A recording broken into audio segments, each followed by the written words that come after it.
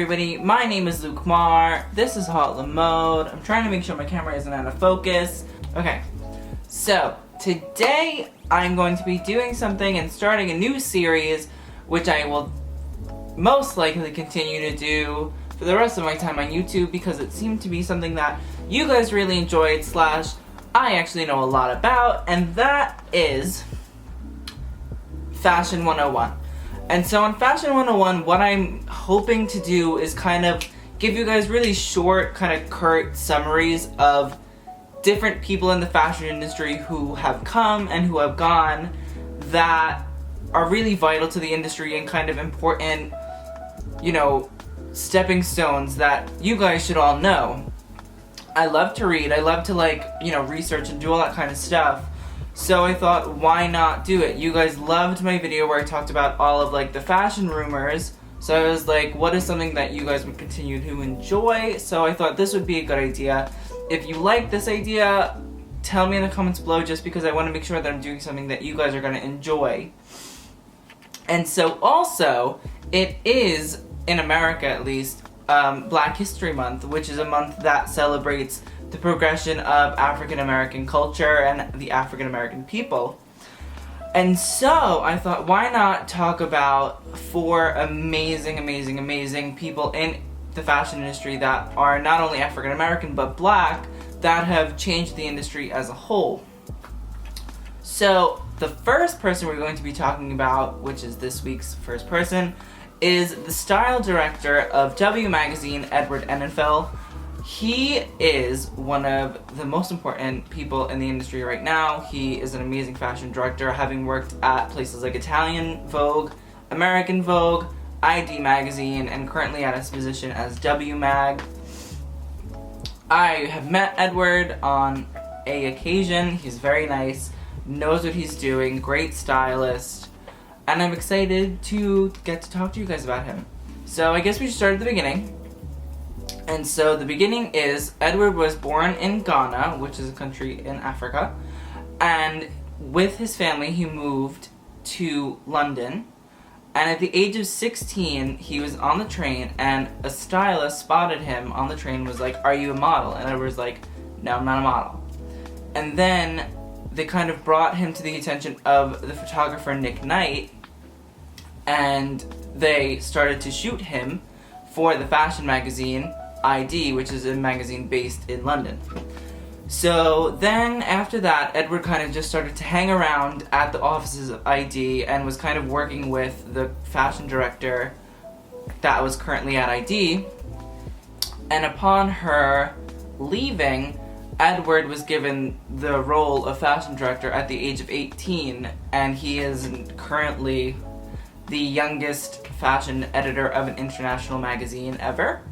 So that's like a big check off your life list for some people.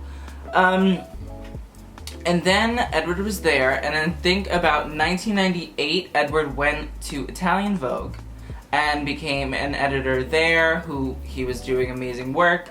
He started in Italian Vogue the all-black issue, which was a whole issue where every model that they styled, did everything for, were all black.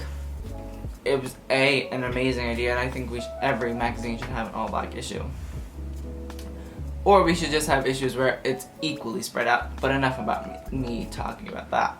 But, so after Italian Vogue, he went to American Vogue, and that was about 2006, and if you watch the movie, the September issue, which I will give a link to in the description below, which is a documentary all about working at Vogue and working on the September issue, which is the largest issue of all of the magazines when they put out. Edward is in the movie. He's oftentimes talking to Anna or talking to Grace Coddington.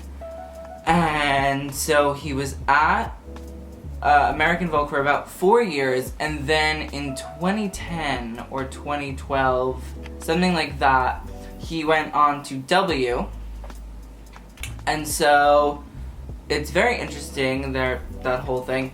And then W was actually competing with magazines such as Interview and V. Stefan Otanchi, who is the editor-in-chief of W, has stated that Edward was one of the main reasons that W influxed their advertising pages, which is a way that the magazines get a lot of money, from about 390 pages to about 430, 440, which is a big jump. So it means that Edward really has, A, put in effort, but also has a real sway in the industry that people say, oh, Edward's, you know, styling, like, let's put our ads in the magazine. And so, Edward's currently still at W Magazine. He styles for a lot of different brands. So yeah, I will link some stuff about Edward, interviews that I've watched, all those kinds of things, for you guys to kind of advance yourselves in getting to know Edward and getting to know his work. I don't want to be giving you guys too much information about it. I would like to give you guys, you know, biographies, where they have been, their names, the stuff that they worked on, so, and the rest is really up to you guys to kind of, you know, push yourself to, like, follow them on Instagram and see what they're doing now. And also, big thing for Edward, he, after 25 years in the industry, he just had a movie play in Times Square called The 7 Deadly Sins of Edward Enniful, which kind of took all of the girls that he's kind of had and have been using for a very long time, people like Kate Moss, Carly Kloss, Naomi Campbell, and it debuted in Times Square. It was a whole big thing with Beats by Dr. Dre. It was really, I haven't seen it yet. I've seen the trailers, and I'm excited for it to come out. I think it comes out on February 13th, so definitely check that out. And yeah, that's it. So I want to thank you guys. Hope you guys enjoy this a little bit, a lot of bit, however much bit. I just hope you guys like it. I hope you guys feel like this is something that could happen every week. And be prepared for more, because I'm going to do more. So don't worry about it. It's going to be super cool. We're going to be learning about fashion together. It'll be so fun. Oh yeah. Oh yeah. Okay, so TTYL. And I'll see you guys next week. Next week.